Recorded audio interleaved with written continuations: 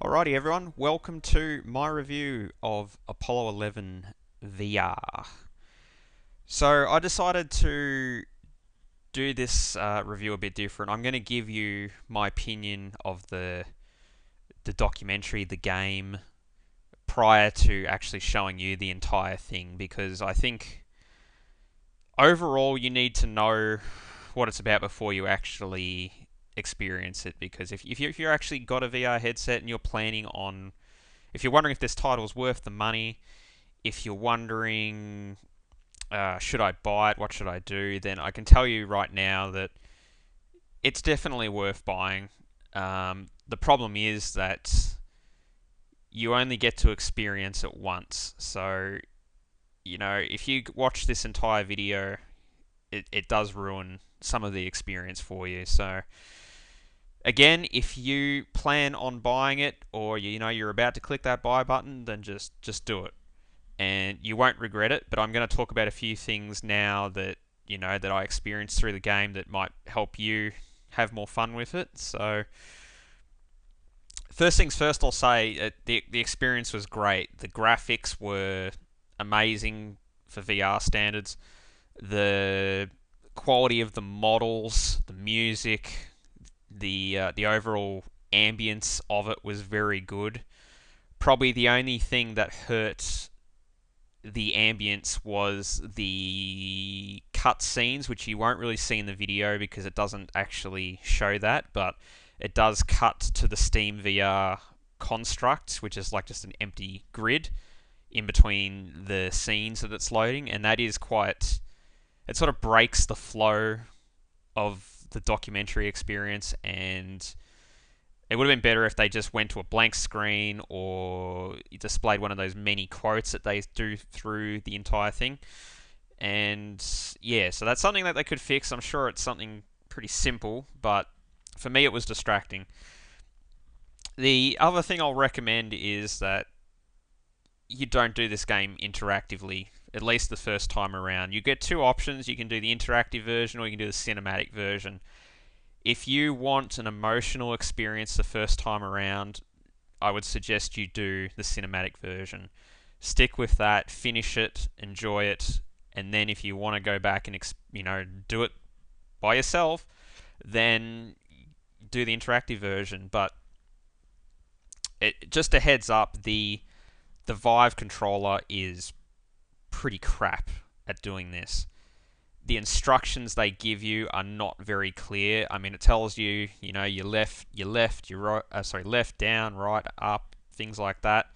But it doesn't go into detail about things until you're actually in the process of doing it, and there's 100 other things going on, and you just get confused and you get frustrated. The docking took me about 3 attempts. I finally got it. It wasn't hard. The moon landing was very hard. I mean, there was master alarms going off, and I didn't realize until I did the automated cinematic version that those master alarms are supposed to go off. And I was thinking I was doing something wrong, so I was pulling out of whatever I was doing and just wrecking my whole landing. And it's just things like that it just sort of breaks the experience. You end up, like, after about the 10th time of trying that moon landing, I was so frustrated that I just wanted the game to finish. And that really let me down a bit. Okay, so when I went back and skipped the interactive version, I did the cinematic version. I found I enjoyed it a whole lot more. I was able to look around the cockpit to take in the details, the ambience, look out the window, watch the landing process, and I enjoyed it a lot more. Will I go back and do the interactive version again? Yes, I'll try when I'm not so involved in it for the first time. Beyond that's all I can say. Don't do the interactive version the first time. I don't know if my Vive is playing up or if it's the way that game's configured, but you must press immediately left, down, right, up. You can't press in the middle. You can't press a little way up. If you do that, nothing happens. It's a digital interface, and I found myself mispressing the buttons constantly. And yeah, so that's the interactive bit. I won't go on about it too much more because I'm just giving you guys a heads up because it did ruin it a bit for me. Overall, the Vive was it performed very well. The OLED screens are fantastic. The blacks were really good. Um, the only thing I'll say is that the Fresnel lenses with you've heard about it a few times. You've probably seen it if you have a Vive, where you get those rings like a halo around the edges. They are very prominent in this title. I mean, it's most prominent with black and white.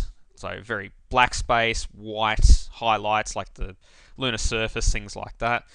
And the glare shows up in your peripheral vision with the rings, and it is a little bit distracting. You have to sort of try and stay focused on what you're looking at, and you do get by, but it does show up a couple of shortfalls in...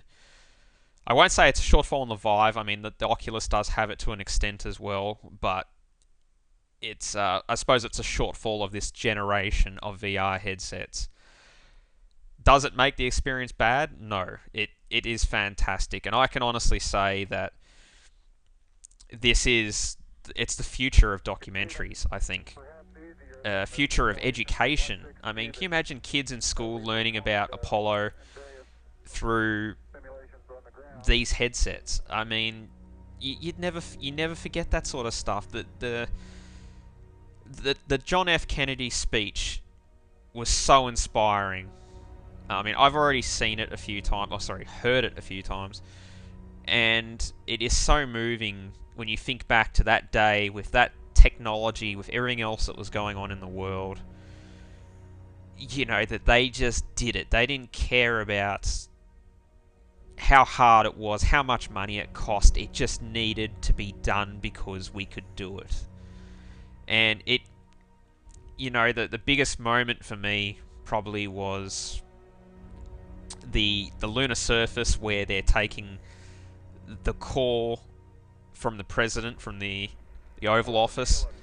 And can you imagine being one of the first two humans in existence to walk on another world and take a call from the President of the United States in the Oval Office?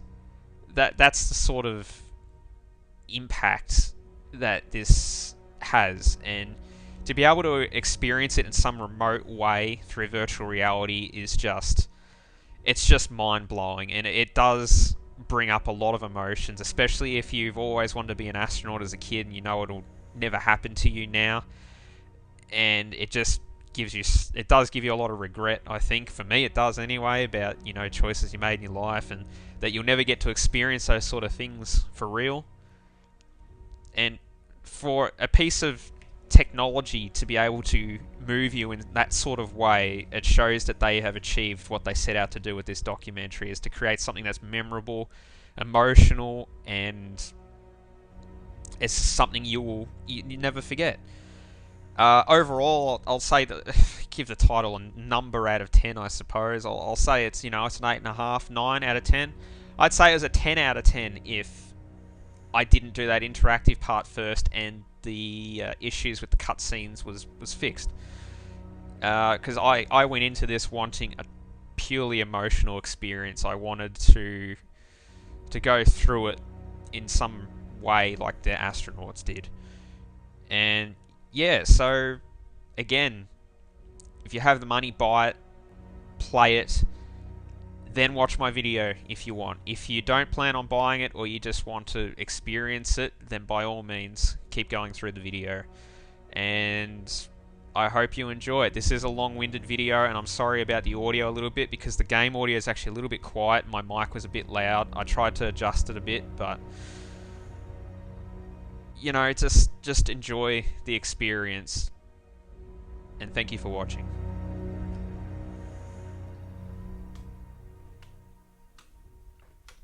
I got you covered.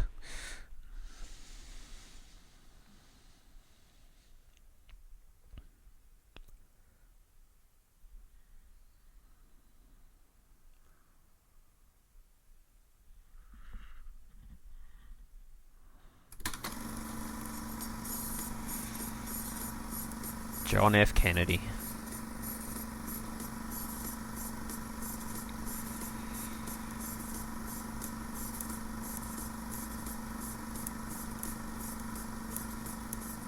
No man can fully Whoa. grasp how far and how fast we have come. But condense, if you will, the 50,000 years of man's recorded history in a time span of but a half a century. Stated in these terms, we know very little about the first 40 years, except at the end of them, advanced man had learned to use the skins of animals to cover them. Then about 10 years ago, under this standard, man emerged from his caves to construct other kinds of shelter. Only 5 years ago, man learned to write and use a cart with wheels. Christianity began less than 2 years ago. The printing press came this year. And then less than 2 months ago, during this whole 50-year span of human history, the steam engine provided a new source of power. Newton explored the meaning of gravity. Last month, electric lights and telephones and automobiles and airplanes became available. Only last week did we develop penicillin and television and nuclear power. And now, if America's new spacecraft succeeds in reaching Venus, we will have literally reached the stars before midnight tonight. This is a breathtaking pace, and such a pace cannot help but create new ills as it dispels old. New ignorance, new problems, new dangers. Surely the opening vistas of space promise high costs and hardships, as well as high reward. So it is not surprising that some would have us stay where we are a little longer, to rest, to wait. But this city of Houston, this state of Texas, this country of the United States was not built by those who waited and rested and wished to look behind them.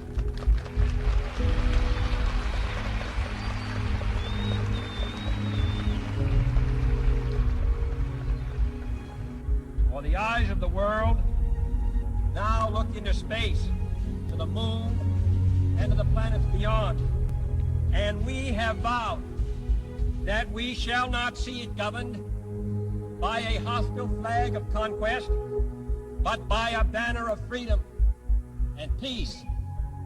The exploration of space will go ahead, whether we join in it or not.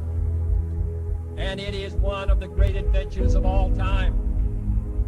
Those who came before us made certain that this country rode the first waves of the Industrial Revolution, the first waves of modern invention, and the first wave of nuclear power.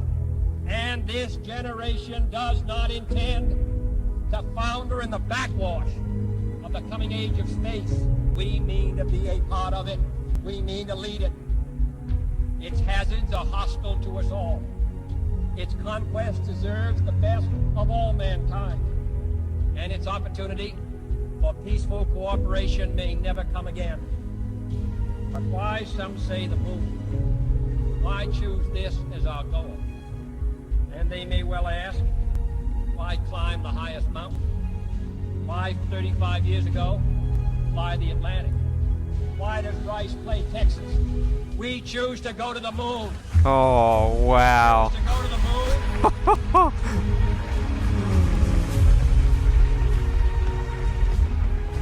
We choose to go to the moon in this decade and do the other thing.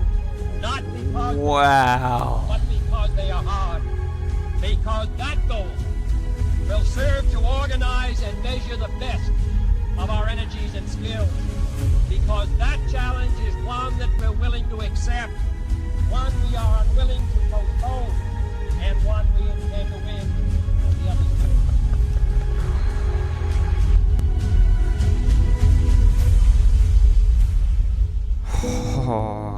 Listen, Tranquility Base here. The Eagle has landed. Roger, Tranquility. We copy you on the ground. You got a bunch of guys about to turn blue. We're breathing again. Thanks a lot. Oh, this is amazing.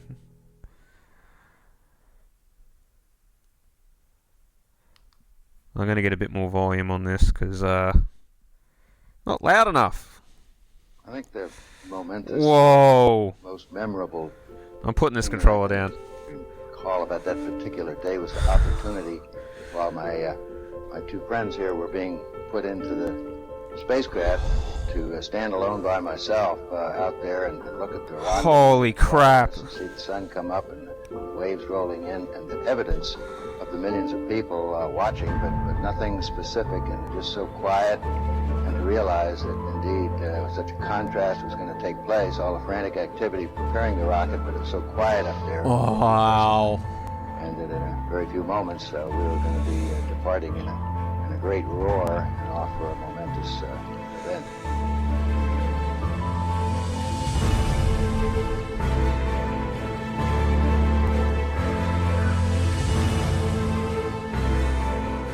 Whoa!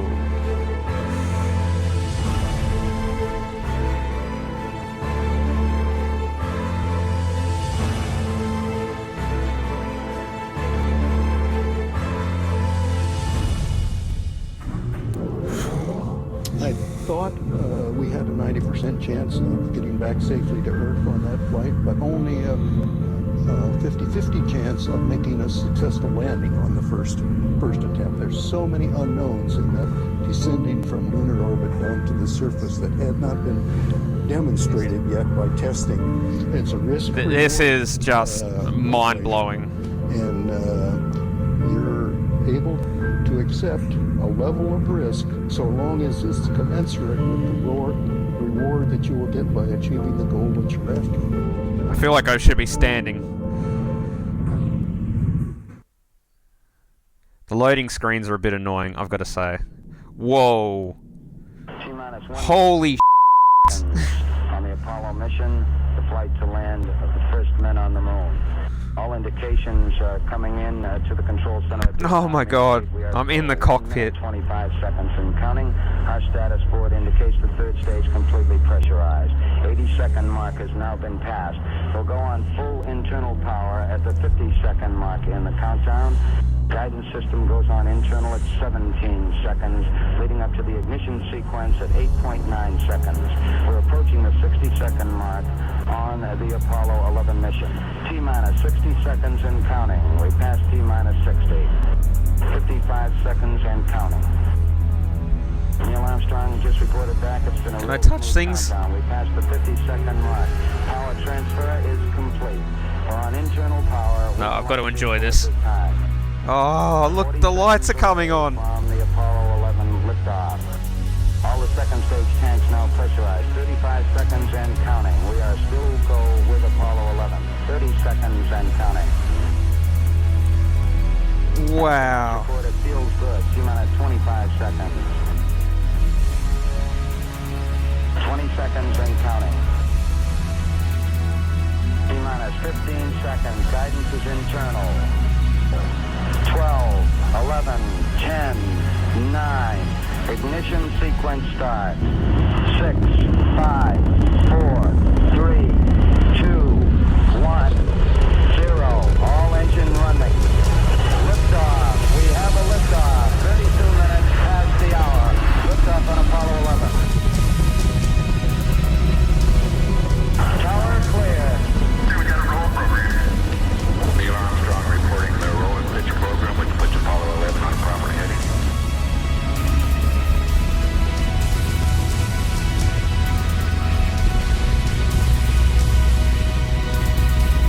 Plus 30 seconds.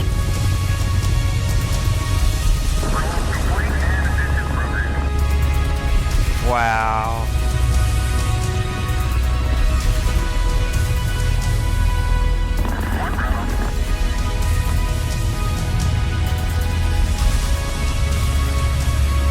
The moon.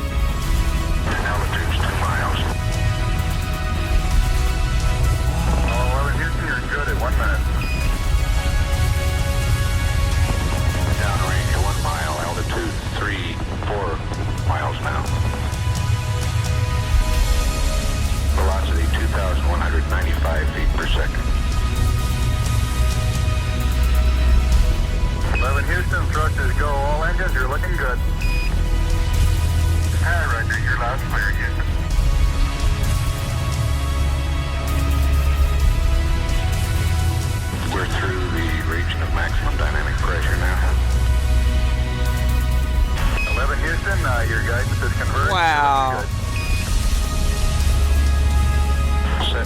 miles downrange, 12 miles high.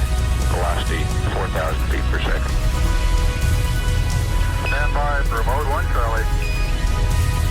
Mark, mode 1 Charlie. 1 Charlie. Cliff Charles Works taking a staging status. This is Houston, you are go for staging. Tower's gone. Roger, tower. Board cutoff. Inboard engines out. I'm in board cutoff.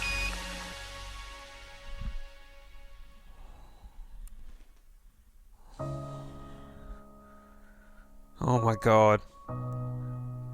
Oh. Houston, be advised the visual is go today. This is Houston, roger that. Can I touch it? Yeah, they finally gave me a window to look at. No. Oh, wow.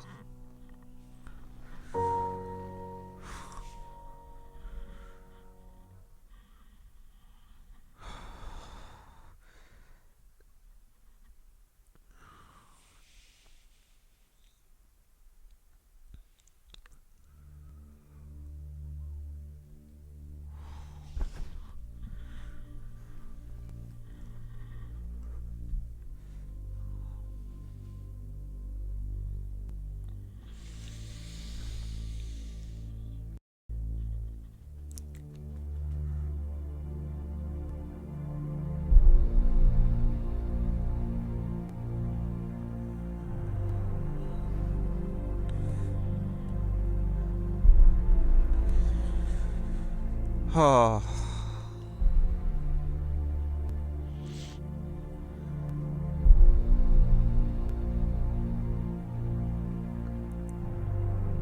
The view is just a star module. Wow. I think certainly to go as far away as the moon and look back on the Earth certainly does affect your perspective. And then when you see it, tiny as your thumbnail held out in front of you at arm's length, that sort of gets your attention. A beautiful sight, tiny, pristine, blue and white, very fragile looking object, shining like a beautiful little headlight out there in the black velvet of space. It does change your perspective. It makes you think. Oh, that messes with your We head. have to take better care of this little fragile entity, because it is fragile.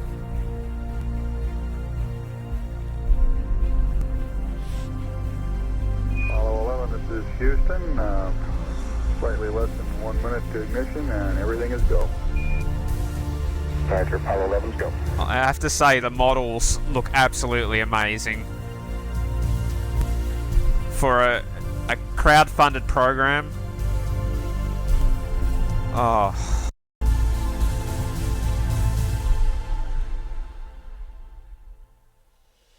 Ignition. We confirm ignition, and the thrust is go.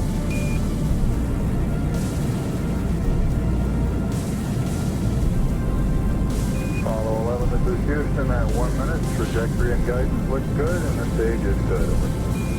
Apollo 11, we're showing velocity 35,570 feet per second.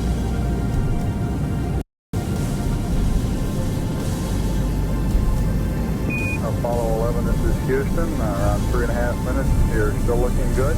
Your predicted cutoff is right on the nominal. Roger, Apollo 11's go.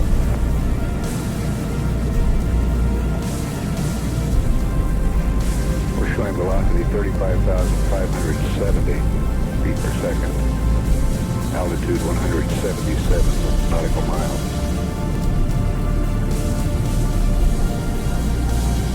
Apollo 11, this is Houston. You are go at 5 minutes. Roger, Apollo 11's go.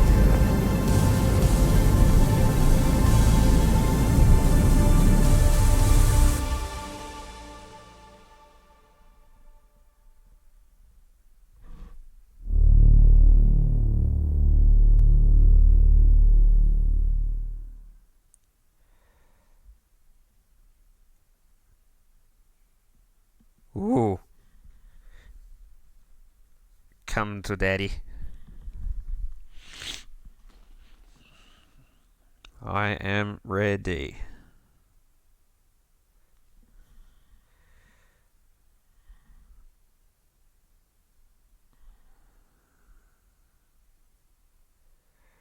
Okay, I'm ready to take control. We'll skip to cinematic. Oh, yeah. Derp. It's waiting for me. Accelerate, decelerate. Hang on. Up, left, right, down. Hold to recenter. Ooh, I don't think I'm ready for this.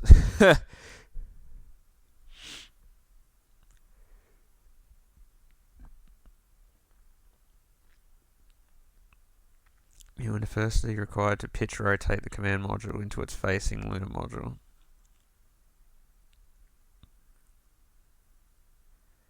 Oh, duh. Accelerate. How do you... Single controller required. Okay. Which controller? Hold to recenter. Tap to pause options. Okay. Well, I'm guessing it's this controller.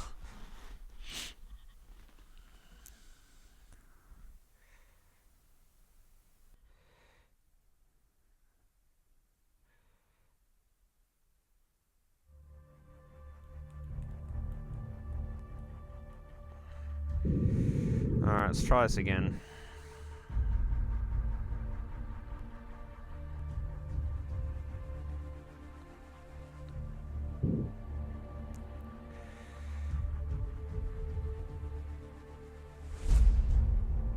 Okay. Whoa, what the... Stop, stop, stop, stop, stop.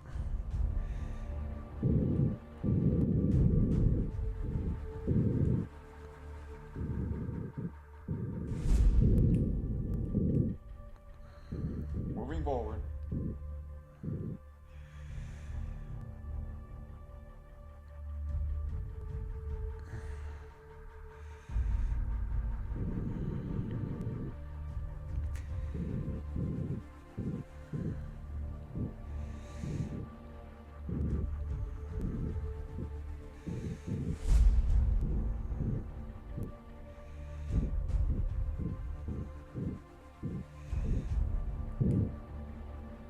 Meters.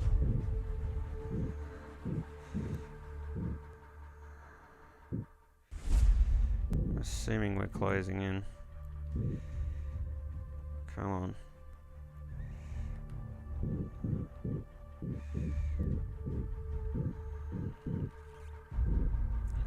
We are ever so slowly closing in.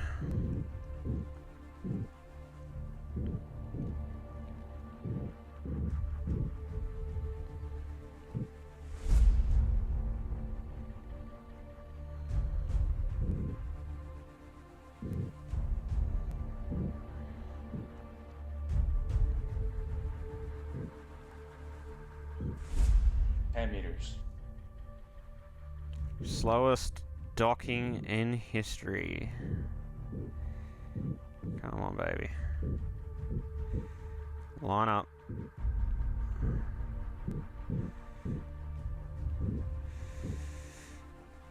Meters.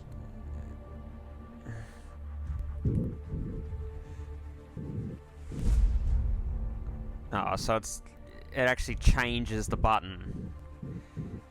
I wasn't actually looking at the writing because I'm too focused on this.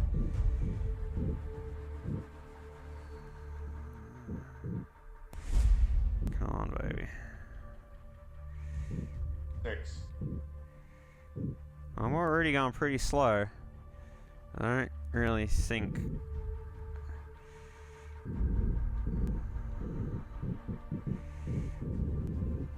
Meters. Oh my god, come on.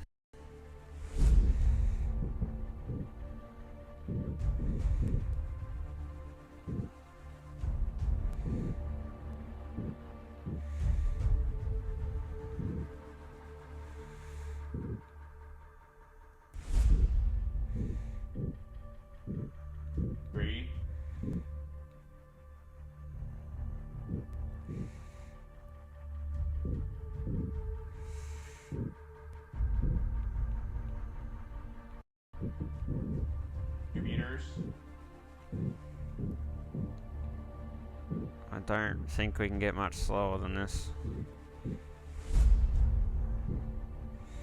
Oh baby, line up, line up, line up, line up. 1 meter.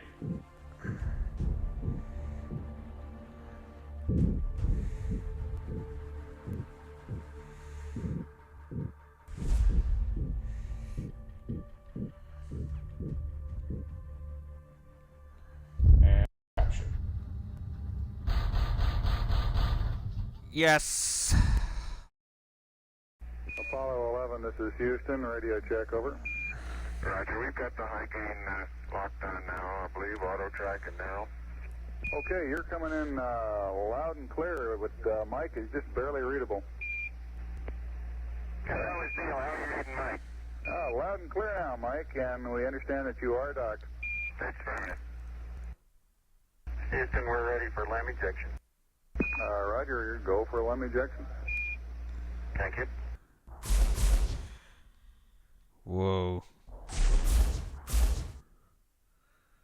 Apollo 11, this is Houston, over. Roger, Houston, Apollo 11, go ahead. Roger, could you give us some comments on how the transposition and docking went, over? Yeah, I thought it went pretty well, Houston, although I expect I used more gas than I've been using in the simulator, except for using a little more gas, and I'd be interested in your numbers on that. Everything went nominally. This is Houston, Roger, we copy.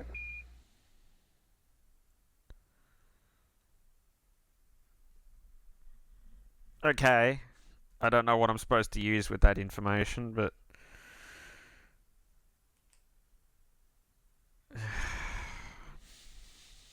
yeah. I'm not liking the brakes in it.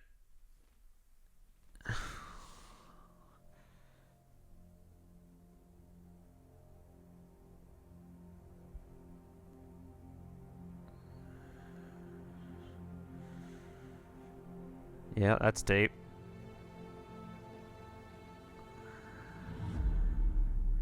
Whoa.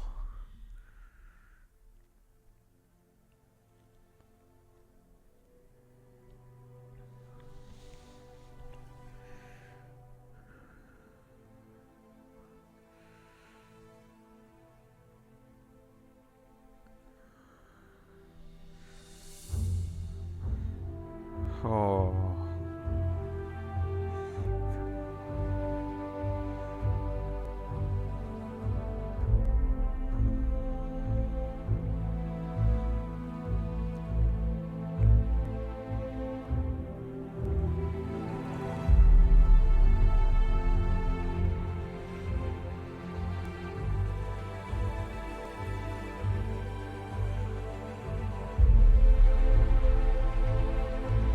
Eagle, Houston, the alignment and the initialization look good to us, over. Roger, thank you.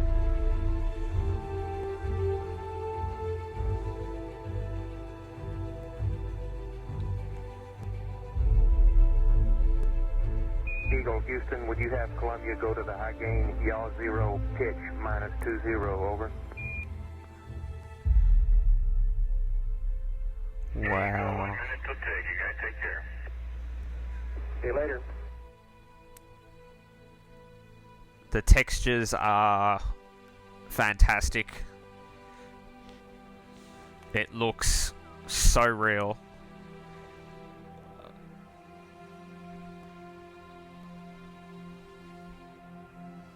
Apollo 11, Houston, we are Wow. docking, over. Roger, understand.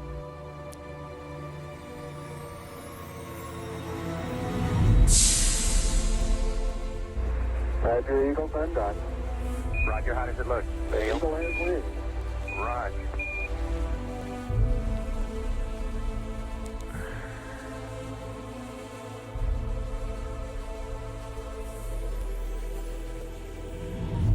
Eagle, Houston, we see you on the steerable, over. I do believe you got thrusters on board that vehicle. Okay, you got it. Do it, Data.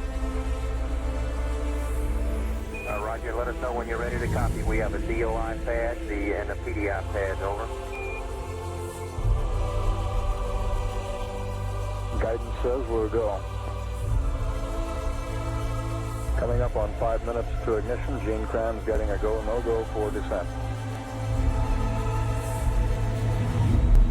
Okay, all flight controllers, I'm going around the horn. It's going to make your go, no-goes based on the data you had for an LOS. See, we got it back. Give me another few seconds.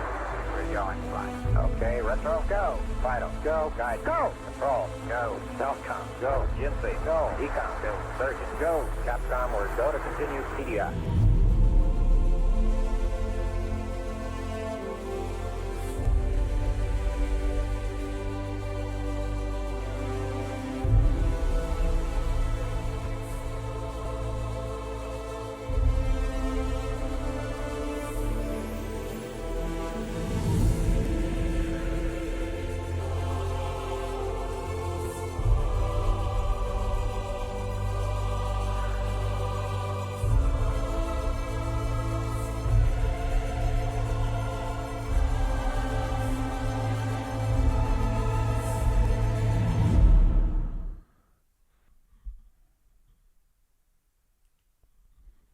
Alright.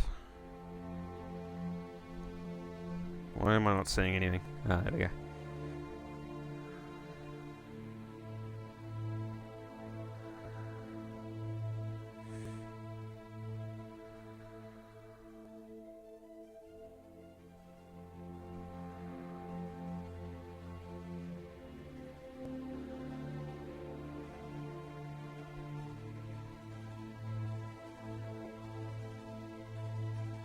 Wow.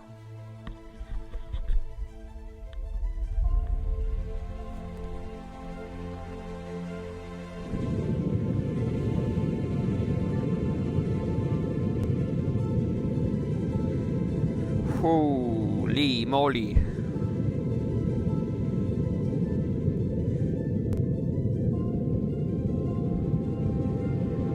I got control? I do.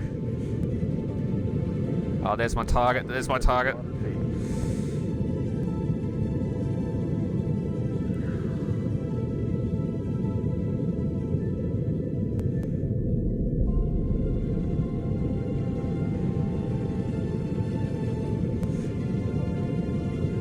Altitude 4200. Thing you're go for landing, over. Thing is, I don't know sort of where I'm going. There we go. I think we're good. Maybe. Roger, understand. Go for landing. 3,000 feet. Top alarm. Roger, 1201 alarm. 2,000 feet. 2,000 feet. Into the ag. 47. No, this is not good. This is not good. This is not good. 1,400 feet. Still looking very good. Roger, 1202. We copy you. 700 feet. 21 down. 33. 540 feet down. 430 down. Down 8.5. Alright, so I have to maintain thrust. Right. Good to know. Use the gauge shown above to verify your pitch relative to the moon's surface. The more you are pitched over, the faster you fall. Once you begin manual control descent, you will enter P66 as shown in the above display. At this point, data register 1 shows your ground speed in feet per second.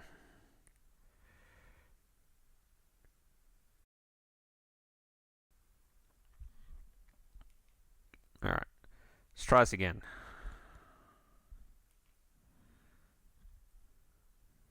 Yeah.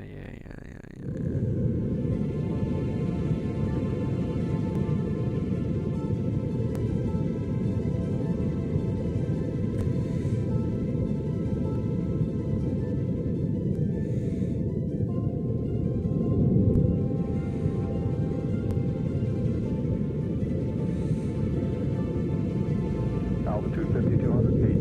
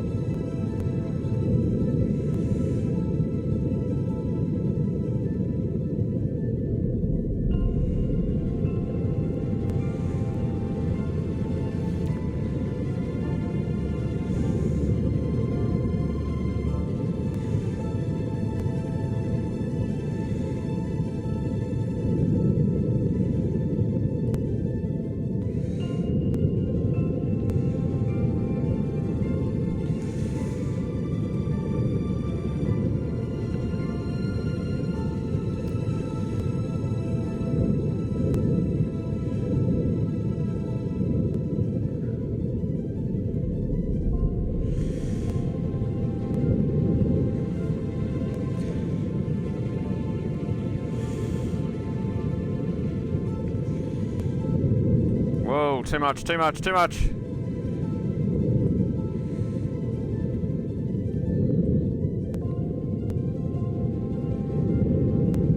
Altitude 42. Houston, you're go for landing, over.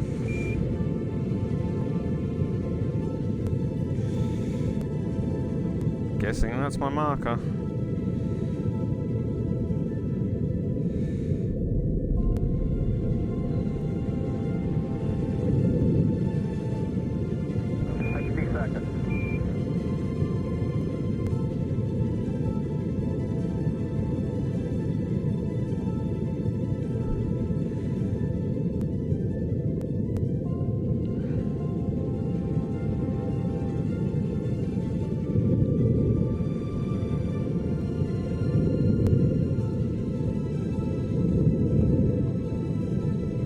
Roger, understand. Go for landing. 3,000 feet. Stop alarm.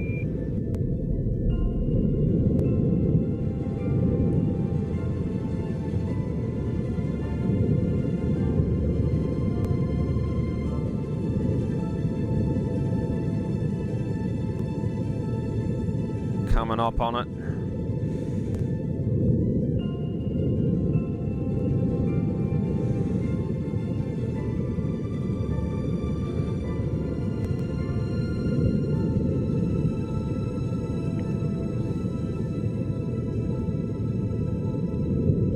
Count and a half. Oh, too much. Not again, not again, not again, not again, not again, not again. Don't do that.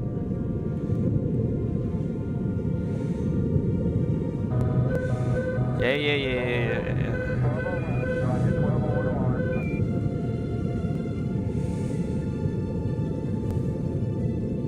We're not there yet. More ground speed.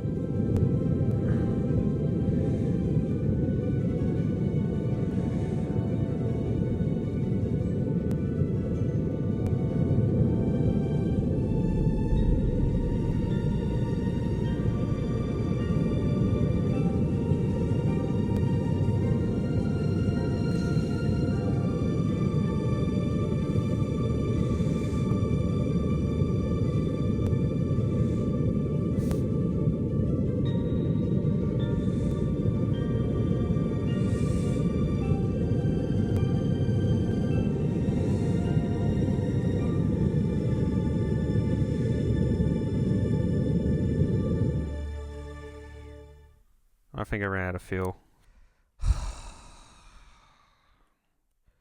Alright, I'm gonna try this one more time.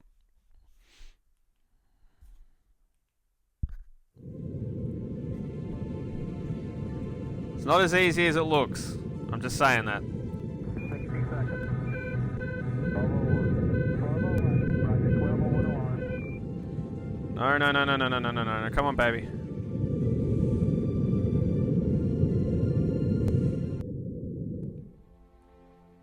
Oh.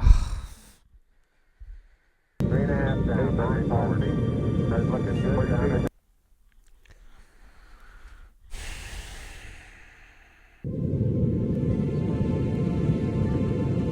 We are going to do this.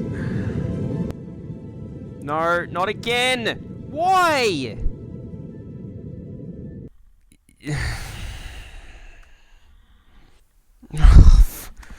Nah, forget it. I'll leave it blue. Relay to us. See if they got me now. I got good signal strength in blue. Okay, you should have him now, Houston. Eagle, we got you now. It's looking good. Over.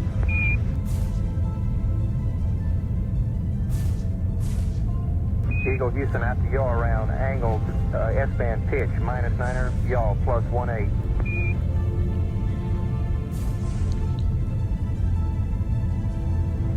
Altitude 5,200 feet.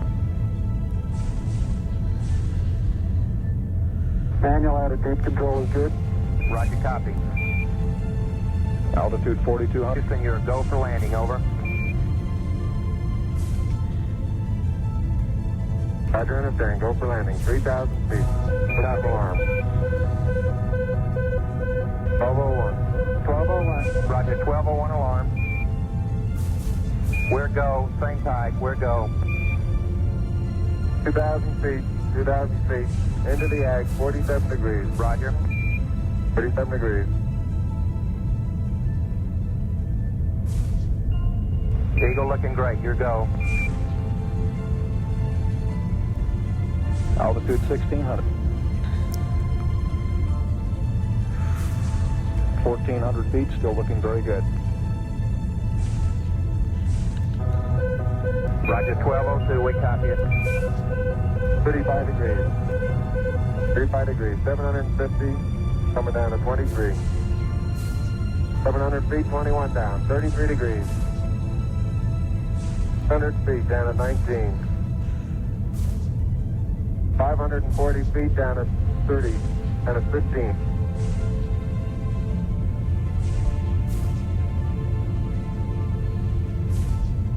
At 400 feet, down at 9. Gate forward. 1050 feet, down at 4. 36 and a half down.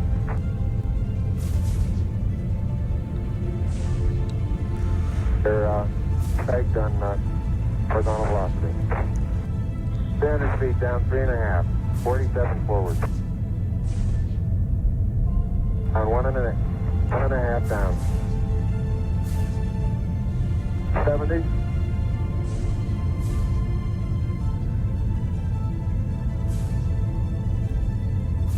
Got the shadow out there. 50 down at 2.5. 19 forward. Altitude, velocity, light. 8.5 down. 220 feet. 13 forward. 11 forward, coming down nicely. 200 feet. 4.5 down. 5.5 down. Within 60 feet. 6.5 down. 5.5 down. 9 forward. And 20 feet. 100 feet, 3.5 down, 9 forward. 5%. 185. Stay 75 feet. Guys looking good, down a half. 6 forward. 60 seconds. Lights on. Down 2.5. Forward. Forward. 40 feet down 2.5. Picking up some dust. 30 feet, 2.5 down.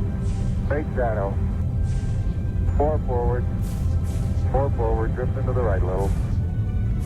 Down a half. 30 seconds. Forward. Just. Contact light. Okay, engine stop. ATA at a descent. Mode control both auto. Descent engine command override off. Engine arm off. 413 is in. We copy you down, Eagle. Houston,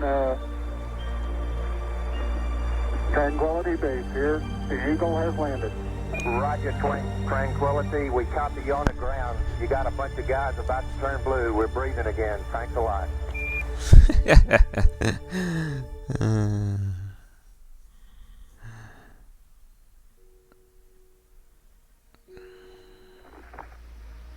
I'm at the foot of the ladder. The 11-foot beds are only depressed in the surface about 1 or 2 inches. Although the surface appears to be very, very fine-grained as you get close to it. It's almost like a powder. Ground mass is very fine. I'm going to step off the limb now. That's one small step for man, one giant leap for mankind.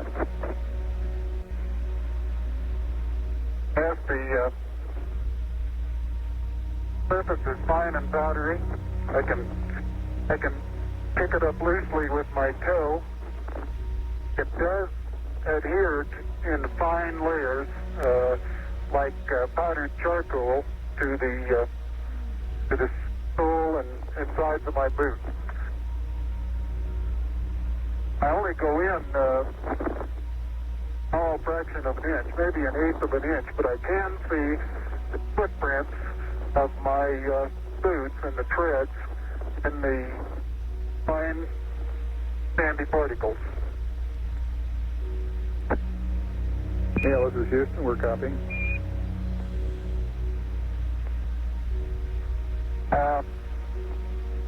There seems to be no difficulty in moving around as we suspected.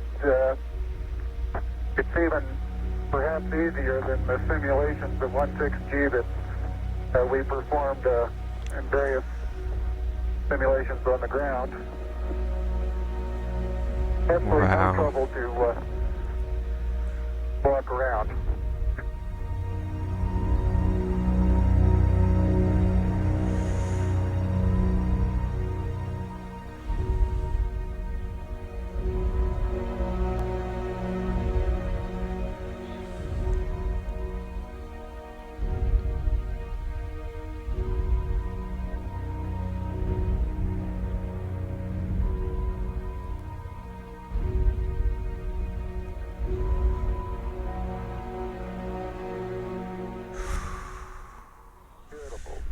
Isn't that something? Magnificent sight out here. Magnificent desolation.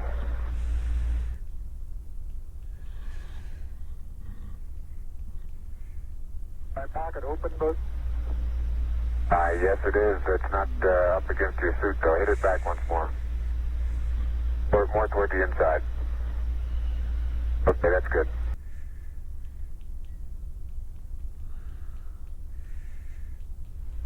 Neil, this is Houston. Based on your camera transfer with the LEC, do you foresee any difficulties? The laser ranging retroflector experiment was deployed on Apollo 11, 14 and 15.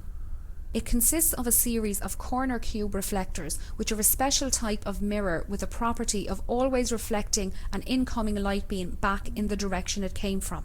These reflectors can be illuminated by laser beams aimed through large telescopes on Earth. The reflected laser beam is also observed with the telescope, providing a measurement of the round-trip distance between Earth and the Moon. This is the only Apollo experiment that is still returning data from the Moon. Many of these measurements have been made by McDonald Observatory in Texas. Laser beams are used because they remain tightly focused for large distances. Nevertheless, there is enough dispersion of the beam that is about 7 kilometers in diameter when it reaches the Moon and 20 kilometers in diameter when it returns to Earth. Because of this very weak signal, observations are made for several hours at a time. By averaging the signal for this period, the distance to the Moon can be measured to an accuracy of about 3 centimeters. The average distance from the Earth to the Moon is about 385,000 kilometers. The laser ranging retroflector experiment has produced many important measurements. These include an improved knowledge of the Moon's orbit and the rate at which the Moon is receding from Earth, which is currently 3.8 centimeters per year.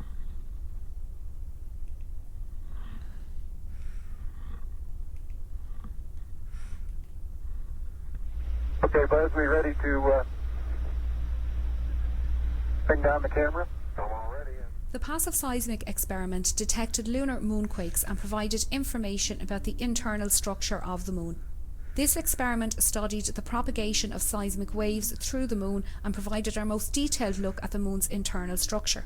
The Apollo 11 seismometer returned data for just 3 weeks but provided a very useful look at lunar seismology. More advanced seismometers were deployed at the Apollo 12, 14, 15 and 16 landing sites and transmitted data to Earth until September 1977.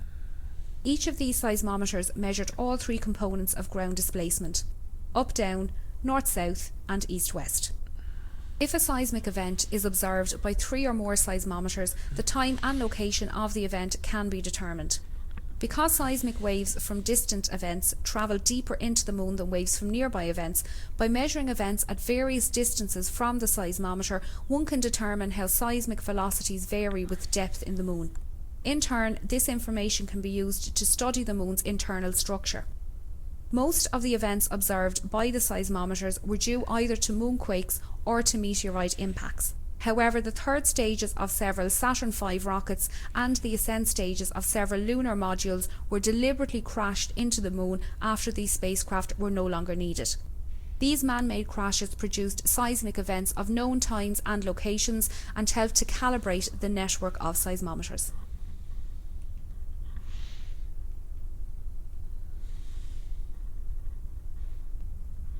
Start to lose my balance in one direction, and recovery is quite natural and very easy. Okay, Houston, I'm going to change lenses on you.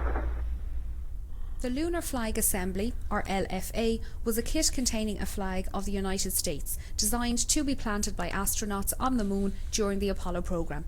7 such flag assemblies were sent to the moon, 6 of which were planted, the exception being the one carried on Apollo 13, which had to abort its landing due to a serious spacecraft failure. The nylon flags were hung on telescoping staffs and horizontal bars constructed of 1-inch anodized aluminium tubes. The flags were carried on the outside of the Apollo lunar module, most of them on the descent ladder inside a thermally insulated tubular case to protect them from exhaust gas temperatures calculated to reach 2000 degrees Fahrenheit or 1090 degrees Celsius. 6 of the flags were ordered from a government supply catalogue and measured 3 feet by 5 feet. The last one planted on the moon was slightly larger, at 6 foot wide, the flag which had hung in the Mission Operations Control Room in the Manned Spacecraft Centre for most of the Apollo programme. The Lunar Flag Assembly... Yeah, I got it. I believe I'm out of your field of view. Is that right now, Houston? That's affirmative, Buzz.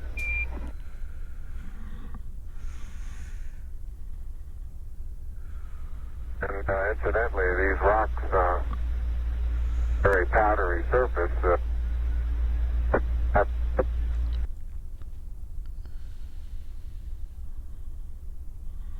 be advised that a lot of the rock samples out here, the hard rock samples, have what appear to be vesicles in the surface. Houston, roger out. Neil is now unveiling the plaque that is... For those who haven't read the plaque, we'll read the plaque that's on the front landing gear of this LEM. There's 2 hemispheres, one showing each of the 2 hemispheres of Earth. Underneath it says, "Dear men from the planet Earth, first set foot upon the moon, July 1969, BT. We came in peace for all mankind."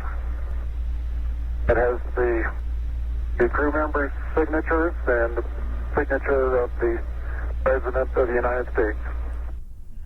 This is the solar wind composition experiment. The Sun continually emits a flux of electrically charged particles into space.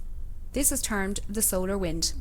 The Earth's magnetic field prevents these charged particles from reaching the Earth's surface, although in the Earth's polar regions, these particles can reach the upper part of the atmosphere, causing auroras. The Moon is outside the Earth's magnetic field for most of each month and has a negligible atmosphere, allowing solar wind particles to reach the Moon's surface.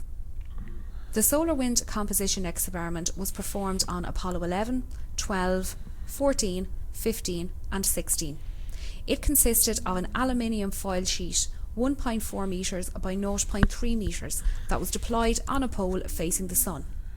This foil was exposed to the Sun for periods ranging from 77 minutes on Apollo 11 to 45 hours on Apollo 16, allowing solar wind particles to embed themselves into the foil. The foil was then returned to Earth for laboratory analysis. This allowed the chemical composition of the embedded solar wind to be determined more accurately than would be possible if the measurement were made using remotely controlled instruments on the Moon, but limited the periods at which observations could be made. Neil and Buzz, the President of the United States is in his office now and would like to say a few words to you. Over. That would be an honor. Go ahead, Mr. President. This is Houston out. Hello, Neil and Buzz. I'm talking to you by telephone from the Oval Room at the White House. And this certainly has to be the most historic telephone call ever made. I just can't tell you how proud we all are of what you...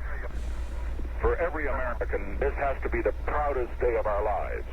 And for people all over the world, I am sure they too join with America in recognizing what an immense feat this is. Because of what you have done, the heavens have become a part of man's world. And as you talk to us from the sea of tranquility, it inspires us to redouble our efforts to bring peace and tranquility to Earth.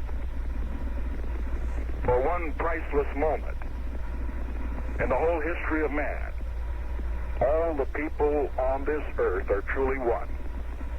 One in their pride in what you have done, and one in our prayers that you will return safely to Earth. Thank you, Mr. President. It's a great honor and privilege for us to be here representing not only the United States, but men of peace of all nations, men with interest and a curiosity and with a vision for the future. Honor for us to be able to participate here today. And thank you very much, and I look forward, all of us look forward to seeing you on the Hornet on Thursday. Neil, this is Houston, radio check, over. Hi, Roger. Houston, loud and clear. Roger out. Loud and clear, Houston. Roger. Wow. What a historic event. I want to back up and partially close the hatch. Tranquility Base, Houston. Roger, go ahead. Roger, our guidance recommendation is pings, and you're cleared for takeoff.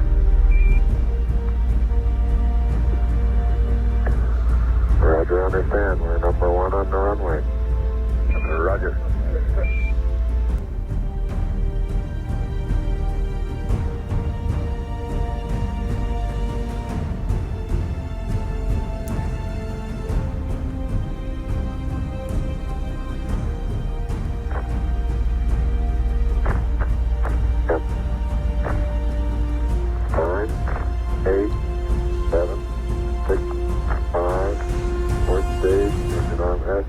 Proceed.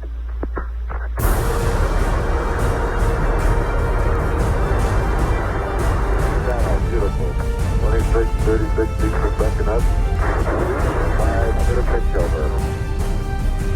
Very smooth. Balance cut long. Very quiet ride. There's that one crater on there.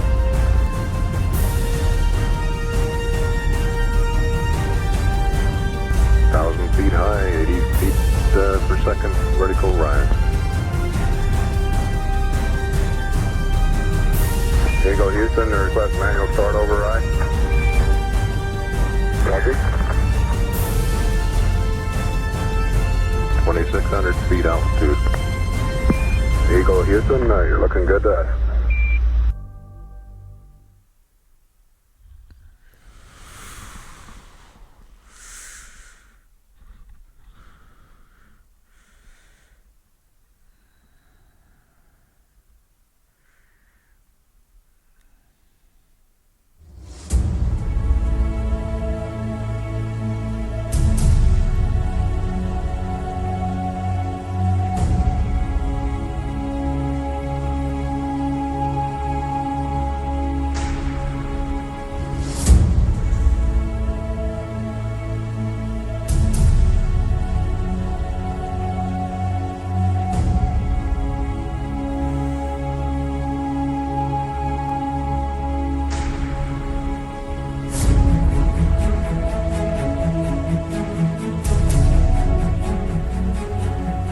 We got the service module going by. Roger, thank you. And it's rotating just like it should be. Thrusters are firing.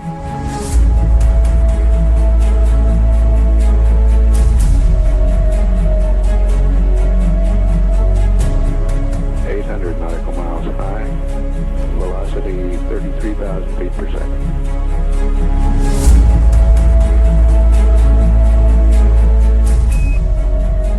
Houston, we'll have you for about 3-4 minutes through Redstone and then pick you up after blackout through Orion.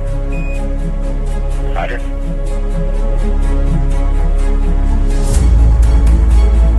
Guidance reports Apollo 11 right down the middle of the corridor. And 11 Houston, you're going over the hill there shortly. You're looking mighty fine to us. See you later.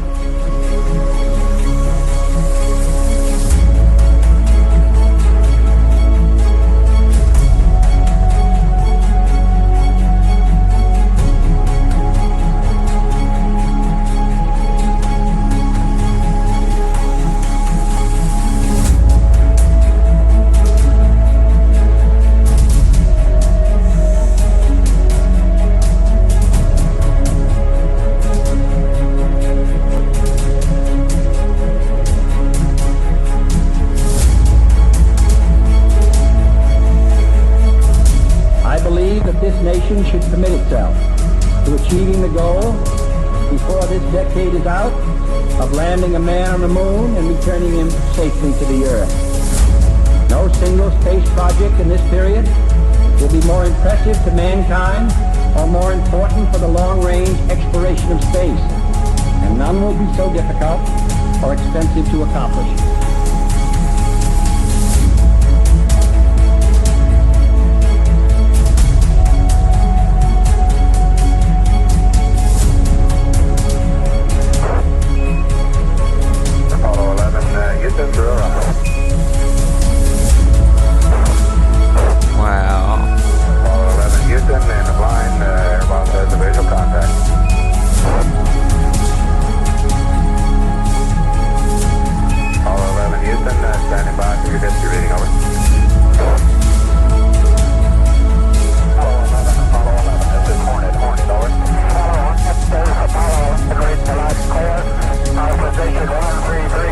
I don't think the abort button will work. Oh. Aircraft reports visual with 3 full tubes. Condition of crew, over. Condition of crew, 3,500 feet on the way down. 11 and Hornet, copy. 11 Hornet, what's your splashdown error, over? Okay, our splashdown error is our latitude, 1330, down 6 knots, 15. That's,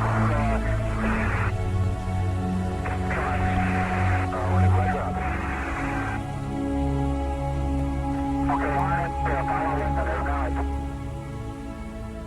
All right, don't shoot.